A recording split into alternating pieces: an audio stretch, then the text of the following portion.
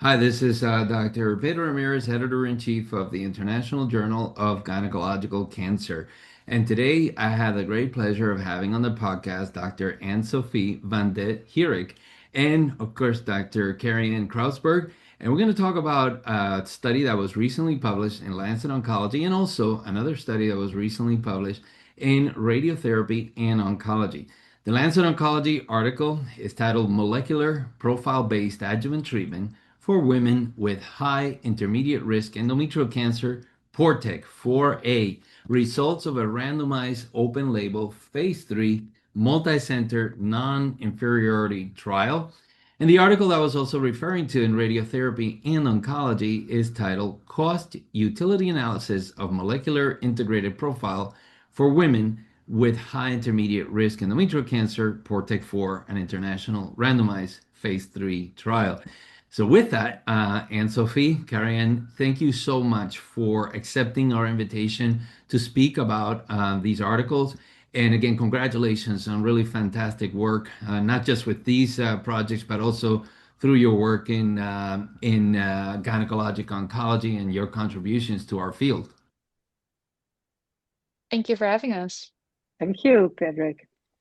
Fantastic. So let's get started. Lots of questions. So I wanted to start with you, Carien, and ask you, can you discuss as to what led to the initiation of the PORTEC-4a trial?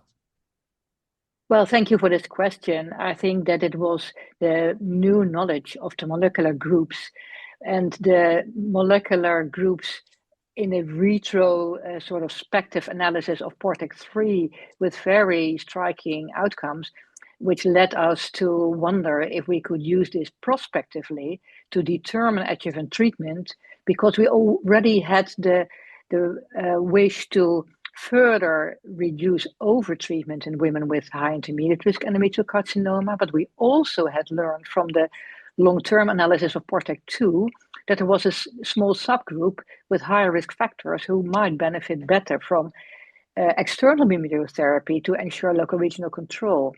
So we thought that with the molecular groups used upfront to determine adjuvant treatment, we would further individualize treatment, give women the opportunity to learn more about their individual tumor and their risk profile, and then assign treatment based on that knowledge to both leave out radiotherapy for a larger group of women, but also switch to external beam for the small subgroup with more risk.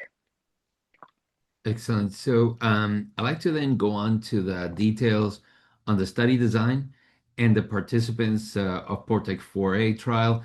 I'll turn to you, Anne-Sophie, and would you also provide us details as to what was the primary endpoint? Yeah. So if we first start with what kind of trial it was, as said, it was a phase 3 trial. And in this trial, patients with high intermediate risk endometrial cancer were included. And that was mostly based on the eligibility criteria, which solely used the clinical pathological criteria from the earlier studies, such as PORTEC-1 and the GOG-99. And we incorporated these with factors like depth of invasion, age, and tumor grade. And these were actually the patients who were at the time of PORTEC-2 still considered for adjuvant brachytherapy. So that was some kind of also the subgroup for PORTEC-4a. And they were randomized post-surgery in a 2-to-1 fashion to either the molecular profile arm or the standard arm. And importantly, in both arms, the molecular integrated risk profile was determined, but only in the molecular profile arm, so the experimental arm, this was used to guide adjuvant treatment decision making. If we could dive a little bit more into the molecular integrated risk profile, we have 3 risk groups or profiles, so to say. First, we have our patients with a favorable profile, and patients in this profile had full mutated tumors, irrespective of other factors, or NSMP without beta-catenin mutations, and these patients did not receive any adjuvant treatment. While on the other side of the spectrum, we had patients with an unfavorable risk profile, such as p53 abnormal tumors, presence of substantial LVSI, so lymph vascular space invasion, or L1-CAM overexpression. And as Carien already said, these patients were at a higher risk for disease recurrence, and as such were treated with pelvic radiotherapy. And lastly, we had our third subgroup, which is the intermediate risk profile for patients with mismatch repair deficient tumors or NSMP with PET mutations, and they received the standard of treatment at that time, which was vaginal brachytherapy. And based on the results of PORTEC-2, the primary endpoint for PORTEC-4 was also vaginal recurrence. Excellent. So I'll stay with you, Anne-Sophie, and can you tell us, of course, obviously, very anticipated results. Tell us what are the highlights and the main take-home points from this study, the PORTEC-4a trial. Yes. So I think what is the most key finding of PORTEC-4a is that using molecular profile guide adjuvant treatment is non-inferior to treating all patients with high intermediate risk endometrial cancer with brachytherapy in terms of vaginal control. And as to our primary endpoint, at 5 years, the vaginal recurrence was slightly higher in the molecular profile arm, 4.6% versus 1.6. But this difference remains within our predefined non-inferiority margin and was as such also not statistically significant. And additionally, we observed that treatment according to risk profile result in overlapping recurrence-free and overall survival rates between the two arms. And I think now we come to the most important part of our analyses is that when we look into the subgroups, so first in the favorable subgroup, so in which patients with a favorable profile did not receive adjuvant treatment in the molecular profile arm, that we saw that this was the case for almost half of our patient population. And we saw that omission of treatment was non-inferior to treating these patients with adjuvant brachytherapy. So adjuvant brachytherapy could be safely omitted in these patient subgroup. On the other side of the spectrum, for patients with an unfavorable profile, those at a higher risk of disease recurrence, which was approximately 14% of patients, we saw that pelvic radiotherapy reduced the incidence of local regional recurrence. And for that, we meant vaginal and/or pelvic recurrence in comparison to treating these patients with standard brachytherapy. And that was, although the results were descriptive, it was quite a big of a difference. So for patients treated with vaginal brachytherapy, the incidence was 30.5% versus 8.4% in patients who received pelvic radiotherapy. And if we then move on to a few other key aspects, we saw that toxicity was low in both treatment arms, but especially, and these results we're currently working on and which we hope to submit in the near future, we of course, as expected, saw that patients in whom actually treatment was admitted also had even less toxicity, which also correlated to better quality of life. And of course, as to the paper you also mentioned, which was just recently published on our constitutivity analysis, we saw that although molecular profiling was at first hand associated with higher costs, because you have to first, of course, determine the molecular integrated risk profile, this was balanced out by leaving treatment out for almost half of the patient population. And as such, we also saw that these higher costs in the beginning are counterparted by not giving too much adjuvant treatment, which results, as said, in lower toxicity, better health-related quality of life without compromising oncological outcomes. Excellent. Thank you so much for that very comprehensive review of the results, Anne-Sophie. And we like to actually start getting into the details of the questions from our fellows about the study. And I'll turn to you, Carien. This question comes from Lucia Ribeiro from the European Institute of Oncology in Milan. And her question is, in the PORTEC-4a, preoperative imaging was not mandatory and lymph node assessment was performed in only about a quarter of the patients.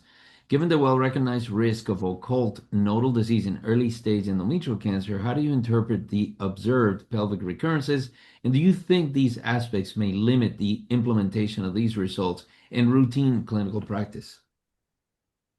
Well, I do not think they would limit anything because we all know that lymph node assessment is a staging procedure without any relation to recurrence-free or overall survival.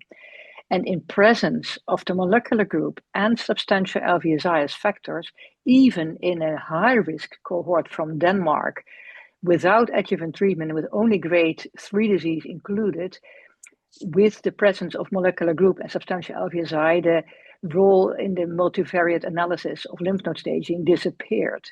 And we know even in other tumor sites like breast cancer that the more we know of the local tumor factors and the molecular factors, that the sentinel lymph node assessment becomes less important and even can be left out. And previous data indicates also that the overall risk of nodal involvement would be around 5 to 20%, and that overall, the P53 abnormal tumors obviously have higher recurrence rates, but that is why they were deemed unfavorable, because we also know that occult micrometastatic disease is also associated with substantial LVSI, with higher risk of distant disease, just as lymphovascular space invasion is. And of course, we had the added factor of L1-CAM overexpression, capturing the higher risk disease from the tumor specimen in 3 ways: the molecular group, L1-CAM, and LVSI.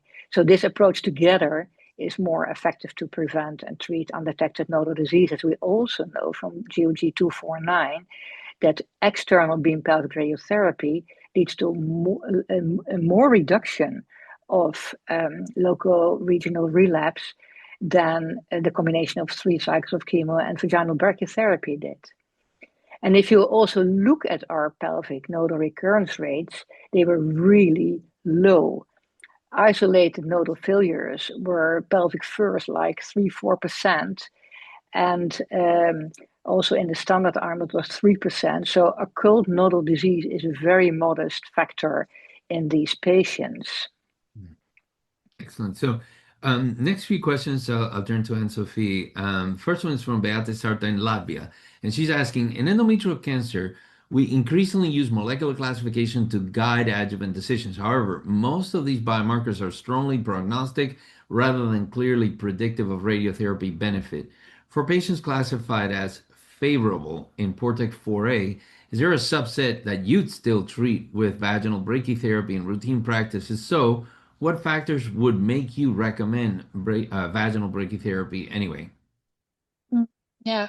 So I first want to touch down again on what kind of patients were in the favorable subgroup. So patients with either a POE mutation or an NSP tumor without beta-catenin mutations. And I think before I move on, what is very important to say is that within PORTEC-4a, we did not make a distinction on ER positivity or negativity in NSP tumors. So when we first look into the outcomes of our favorite subgroup in a molecular profile arm, we saw that there was a total of 6 vaginal recurrence compared to with 1 in the same subgroup of patients in the standard arm. And what we saw is that all these 6 patients had an NSP tumor, and that only 3 out of 6 were isolated vaginal recurrences. And as said, most were ER positive, well, not as said, but as expected, but only 1 was ER negative. And as such, I would not really change the favorable subgroup, but I would choose to make a distinction on ER positivity and negativity, because we now know from literature that for ER negative NSP tumors, they behave themselves potentially or equally as bad as the P53 abnormal. So I would make the distinction on that and move those patients into the unfavorable subgroup and recommend them for pelvic radiotherapy. But as that would be the only factor which I would take into new consideration and leave the favorable subgroup further for what it is. So omission of adjuvant treatment. Okay. Leila Abulatsi from Georgia, she's asking, could you tell us a bit more about the age distribution in the trial and whether the outcomes differed between older and younger patients? For example, did elderly women show any differences in recurrence rates of toxicity? And given that older patients often have more comorbidities, do you see molecular profiling more helpful in safely guiding de-escalation and avoiding overtreatment in this group? Yeah.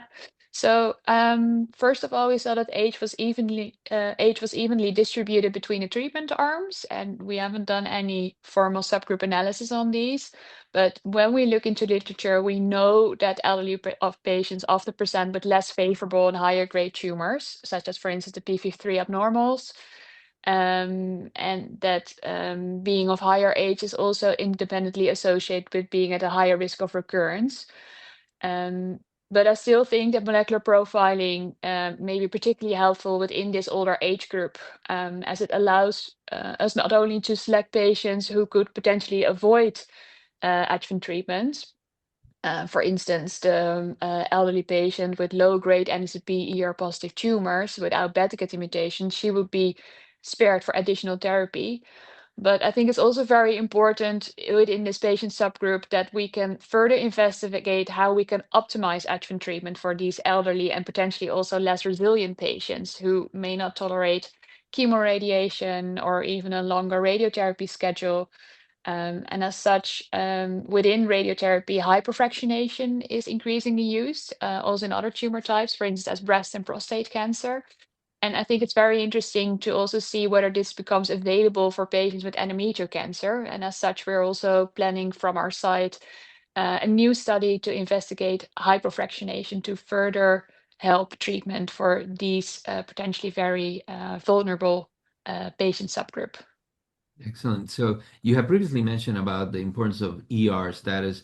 This question comes from Giuseppe Parisi in Gemelli Hospital in Rome, and he's asking, given the emerging evidence that ER negative NSMP behaves closer to P53 abnormal, would you now upgrade NSMP ER negative up front within your algorithm, and what adjuvant approach would you consider most rational for those patients? Yeah, so we really would, as said, we would move the ER negative patients into the unfavorable risk group, and we would schedule them or advise them for pelvic beam radiotherapy, or potentially even combined with chemo radiation, or not combined, but with chemo as the PORTEC-3 schedule. Yeah. Excellent. So, Anne-Sophie, one more question. Nicole Chris from Australia, she's asking, can you clarify why you only reported the intent to treat analysis without a per protocol analysis in this non-inferiority trial? Was there no crossover or non-adherence in reference to PORTEC-4a? Yeah, so there was very limited non-adherence in the trial, and particularly within the favorable and the intermediate molecular subgroups. And we saw only minimal crossover of about a handful of patients in the unfavorable subgroup. And because of this, we only reported on the per protocol analysis, since we expect we only report on the intention to treat analysis, since we expect that the per protocol analysis would be yield very similar results because of the little non-adherence in our trial. Excellent. So, Carien, I'll turn to you. Another question from Nicole Chris, and she's asking, not all isolated vaginal recurrences are salvageable with radiation and may require later exenterative procedures or systemic therapies. Salvage radiation may not be as successful in the presence of previous brachytherapy.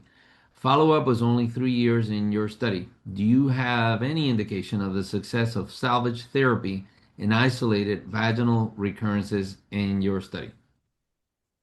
Well, thank you for this question, because indeed our recurrences in the vagina were very well salvageable. We had a median follow-up of 58 months, so it's more than 3 years. And similar to our earlier trials, more than 3/4 of all recurrences occur in the first 2 to 3 years. We had 23 vaginal recurrences, of which 21 were first recurrence and 8 were really isolated. Among these 8 isolated vaginal recurrences, 4 were in the distal vagina, so in fact outside the radiotherapy field, and 7 of these 8 were in the molecular profile arm, 3 in the favorable, 3 in the favorable profile cases, and those were all 3 in complete remission after treatment for recurrence. And one patient had an isolated pelvic recurrence as first recurrence. She had a POLE mutant tumor, and she was still in complete remission after radiotherapy for her recurrence. And if we look in the patients of an intermediate profile, 2 vaginal recurrences were in the distal vaginal and 1 in the upper vaginal. And of the 3, 1 is in complete remission. The other is alive with distant disease at the data cutoff point, and the last one was successfully treated, but later on had a pancreatic cancer and died without evidence of recurrence of her endometrial cancer. So in our experience, and it was also in the previous trials, most of the recurrences, if they are isolated, are salvageable, and the picture she painted of exenterative procedures, I know that more from cervix cancer and not so much from endometrial cancer, but because usually in the NSNP ER positive group, if you have a recurrence, it's not really rapidly growing. You can have good treatment for it with high salvage rates. Great. Another question from Gemelli Vincenzo Tarantino. He's asking, if you were to design for PORTEC-4 today, in the context of FIGO 2023 staging and the ESGO 2025 integrated molecular risk groups, how would you structure the trial differently? Would you still use a molecular integrated profile as in the original design, or would you align the randomization directly with the current FIGO molecular risk categories, potentially incorporating sentinel lymph node staging? Well, we would certainly maintain a molecular integrated risk profile with some slight modifications. For example, as Anne-Sophie already said, NSNP ER negative tumors would now be placed in the unfavorable subgroup. And we would certainly consider keeping L1-CAM overexpression, because in PORTEC-4a, approximately 8% had L1-CAM overexpression, and about a quarter of these had distant recurrence. And most of these obviously were also P53 abnormal tumors, but 4 relapses were in non-P53 abnormal tumors among the L1-CAM overexpressing tumors. And of course, we would now P53 not treat with radiation alone, but with radiation and adjuvant chemotherapy. So interestingly, also, the NSNP tumors with L1-CAM overexpression were ER negative. So ER status is really of paramount importance.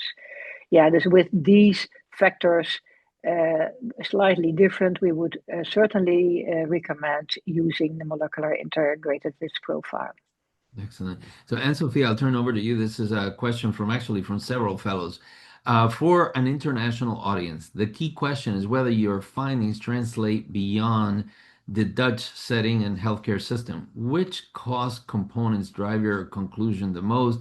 And what would you recommend as the simplest way for another country or hospital system to translate your model to their local context? Yeah, I think that's a very important question, because I think that's also one of the reasons why we performed the cost utility analysis. I think one of the key factors is that adjuvant treatment can be safely admitted in nearly half of the PORTEC-4a patient population, while maintaining similar tumor control and less cost overall. As said, mainly due to the fact that almost half the patients do not need adjuvant treatment, which is a cost reduction. But I think one of the main barriers for implementing this strategy is, of course, the determination of the POLE mutations, which for now, or for most of us, still require molecular testing. And what we know is that some laboratories around the world perform restricted POLE testing for patients who are at a higher risk of disease or have a higher risk disease. But without performance of POLE assessment, it is not possible to accurately assign patients to their appropriate molecular subgroup. And I think, or we think, that it's very important to either make DNA sequencing methods such as next generation sequencing or Sanger sequencing more accessible at a lower cost, or to develop alternative methods for detecting POLE mutations, such as qPCR-based approaches, which have been around for a few years now. But we also think that there's a very big role for AI-supported diagnostics. So we know there are a few initiatives currently around. So within our study group of Challing Bosse, we looked into a few models to use standard H&E slides to predict molecular subgroups, or the recently presented Polarics on the latest ESGO meeting. which could be helpful to determine which, based on that algorithm, can already show which patients have a high likelihood of being POLE mutated. So you can restrict DNA sequencing in just a subgroup of patients instead of all patients. And I think by making this approach more accessible in different settings, that also gives an opportunity to treat according to molecular profile more around the world. And as such, I think the overall cost reductions will be similar in all countries around the world. So the underlying principle is, I think, also transferable outside of the Dutch healthcare system, because if you can adequately molecular profile patients and as such safely avoid them for radiation therapy, I think there's a strong potential for both a clinical and economic benefit all across the world. Yeah, great. Maybe you've seen the presentation at ESGO from Polarix. It has an accuracy of like 98%. You first do MMRD because you have to do lynch testing anyway, and then leaving out MMRD, the AI model is extremely accurate in predicting POLE cancers. So that would for the world where there is less resources, it would really be a great solution to be able to detect POLE.